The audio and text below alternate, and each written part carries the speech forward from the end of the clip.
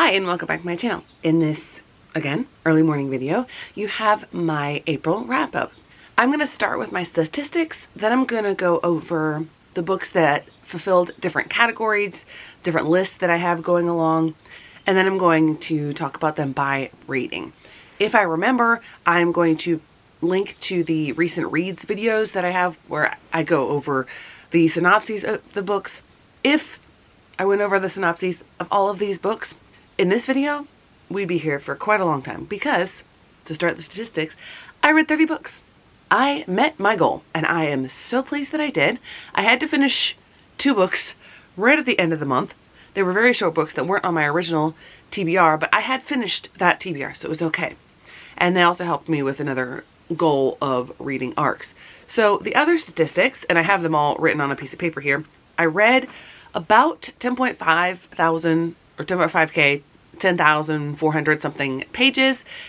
I also listened to about 95 hours. Technically, that is the estimated length of what I read because I listened to them faster than the original speed, and I used rough estimates of how long it took me. My most read genre, it's really not that much of a surprise. My most read genre is fantasy. For my genre blanket that I'm working on, I've gone through 2 full skeins of the color that I'm using for fantasy. I have yet to finish any other of my colors, although I'm close on a couple. But it was less than half. It was about 12 books, if I remember correctly. You'll be able to see in the stats. 12 books of fantasy, half would be 15. And the rest were fairly evenly distributed across several genres. So I definitely like that. As far as the method of which I consumed the books, as has become usual, majority audiobooks. 19 out of the 30 I read as audiobooks. I like it. I'm getting a lot of books read and I'm able to do other things. I really like audiobooks. I did read more ebooks this month than in previous months because, again, I'm working through my ARC list and those are e-ARCs. Then we get to my owned TBR change. I had some really good success in the previous 2 months. And then this month came and I got a lot of books. In the past recent reads, you saw my haul from when I went to this thing that I discovered near me, a book warehouse, and got a lot of books. And then in the recent reads to come, you'll see that I forgot that I got myself some books with an unexpected windfall, very, very small. So 20 of the books that I read this month, which is a third of what I read, not a third, 2/3, they're from my own TBR. That's fantastic. I brought in 66 books. So my own TBR went up by 46 books. Yeah. Oops. My TBR closet, which was starting to have some gaps on the shelves, there are no gaps. Well, maybe a teeny tiny one on the bottom shelf. And for age range, it is approximately a third each, although middle grade is the biggest, and then adult and then young adult, each going down by 2. Not too shabby. I am trying to spread it out a little bit more. I'm trying to bring in more young adult. I'm tending to go towards either ends with middle grade and adult, but we shall see. As far as publication year goes, because I'm prioritizing ARCs and other types of books like that, 2023 is still the majority year, but I have a fairly good range for the rest of them, and it wasn't quite half. So I think that's going to start to trickle off, although 2024 might be a big year because I'm going to try and read a lot of my new releases. I did manage to read 3 nonfiction, which is slightly above my goal of 2, although ideally I would like that to be a little bit higher, and my rating overall was 4.2, which is not too shabby. Although I looked back and with the exception of last month, every month I've averaged 4.2, which, okay, I'll take. And in a benefit, for the first time this year, no DNFs this month. I'll take that for a win. Now let's talk about the books that fit certain categories, certain lists that I have. First off, we have the series that I started, and that is The Grace of Kings by Ken Liu. This was not the original one that I planned to do, but I'm excited that I did that. Then we have a goal of clearing off series that I started prior to starting BookTube, and continuing on in that, I had book 6 in the Sisters Grimm series. Only 3 books left in this series. I also finished Supernova, which clears off a series and also helps me finish a series. And this is a book that I read for one of my classes for Magical Readathon. When it comes to my nonfiction reads, one I do not have physically, that is Oath and Honor by Liz Cheney. The other two nonfictions that I read this month were Doomed by John Florio and Wheezy Shapiro, and Palestine, Peace Not Apartheid by Jimmy Carter. Then we have making progress in my Rick Riordan Presents imprint project, and for that I made progress in a series, and I read Palo Santiago and the Forest of Nightmares. This also was my Buzzwordathon book for the month. Then we have my 24 in 24, and I will have to look back at my list because looking at the books that I have here, I do not remember what one of them is, but I know that the other one is Show Me a Sign by Anne Claire Lazat. I have a big stack of books that I read that helped me with Magical Readathon. I'm going to go through those quickly. We have Key Player by Kelly Yang. This also helps with the series I started before I started on BookTube. We have Witchlings, The Golden Frog Games by Claribel Ortega. This also helps with keeping up with the series.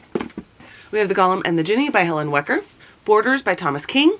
I don't remember which one of these, or both, I read for a prompt in Magical Readathon, but I made significant progress in the Jane Austen mystery series with Pride and Premeditation and Manslaughter Park, although I did read this one first, and it's book 3. We have The London Seance Society by Sarah Penner. City of Last Chances by Adrian Tchaikovsky, and Bonesmith by Nikki Paul-Preto. So those were all books that I read to fulfill a class in Magical Readathon, and then I had a whole bunch of other ones that I read.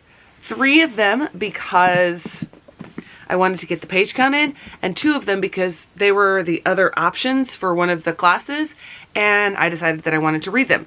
So for that one we have The Wolf of Orin Yaru by K.S. Veloso, and The Kingdom of Copper by Shannon Chakraborty. And then the extra ones that I read, we have Spy Family Volume 2, The Magic Fish, and Witch Hat Atelier Volume 1.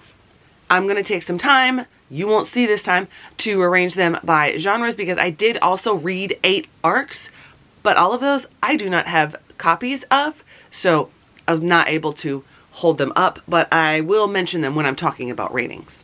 We're going to start with the books that I did not rate, and I had 4 on my list, but as I was going through all of the books, I found only 3.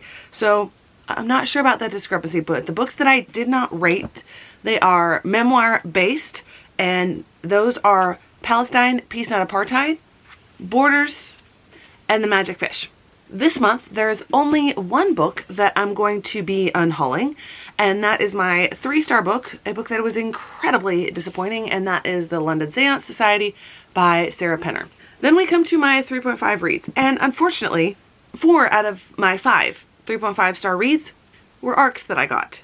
I always feel bad with that. Some of them I rated 4 stars on NetGalley. Some of them I rated 3 stars. It just depended on which one it was because NetGalley doesn't have half stars. I always hate when that's the case. But 3.5-star books I had that were arcs are The Lightning Circle, Two Twisted Crowns. That one also helped me with my series goal, keeping up with the series, or finishing a series, I should say. The Widely Unknown Myth of Dorothy and Apple, and The Probability of Everything. The one physical book that I have that's a 3.5-star read, and normally I do get rid of anything that's below a 4-star. However, this one is part of a series that I'm enjoying. However, I don't think it's like massively amazing material, but it's probably going to be something I keep in my classroom library. That is book 6 in the Sisters Grimm series, Tales from the Hood. Then we start to get into the wins. The biggest pile, you'll see in a moment, is my 4.5-star reads. That seems to be a theme for me. Unless it really stands out, it doesn't get the 5-star. The 4-star reads are Manslaughter Park by Tirzah Price, City of Last Chances by Adrian Tchaikovsky. I will be keeping this book, but I will not be continuing in the series. Witchlings, The Golden Frog Games by Claribel Ortega, Pride and Premeditation by Tirzah Price, Supernova by Marissa Meyer, and one arc, that is The Night Raven by Johan Rundberg. I think that's how that's pronounced. Then we get into my 4.5-star reads. This is an amazing stack here. We have The Grace of Kings by Ken Liu. I have a feeling that the later books in this series will get up to a 5-star. Key Player by Kelly Yang. Bonesmith by Nikki Palpretto. Spy Family Volume 2. And 2 of my arcs, I Am Kavi, I don't remember the author's name, and Hope in the Valley by Matali Perkins. I enjoyed Matali Perkins' writing so much that at the book warehouse I got 2 of her other books. Doomed by John Florio and Lucy Shapiro. The Golem and the Ginny by Helen Wecker. Paula Santiago and the Forest of Nightmares by Taylor K. Mejia. The Wolf of Orinyaru by K.S. Veloso. Another arc, I didn't have it on the same sticky note, that is Rain Remembers by Courtney Comrie. Kingdom of Coffer by S.A. or Shannon Chakraborty. And Witch Hat Atelier, Volume 1. Then we come to my 5-star reads. And with all the books that I've been purchasing this month, you would think that I would have purchased one of these. And I went ahead and rated this 5 stars, even though it is memoir based, and I could have gotten away with my way of doing it by not rating it. But this one just had such an impact on me, I'm going to rate it, and that is Oath and Honor by Liz Cheney. This book needs to be read by so many people. It is a phenomenal book. It is very well written, and it is hard-hitting. So I highly recommend that one. And then the other one that I do have physically is Show Me a Sign by Anne-Claire Lazat. This book packed such a gut punch, and it just is so impactful, and it was so infuriating the way the main character who's deaf was treated, all the ableism. This is a historical fiction novel. It is middle grade, and there are 2 other books in this series, so I will definitely be getting my hands on that one. So once again, my 5-star reads were not fantasy.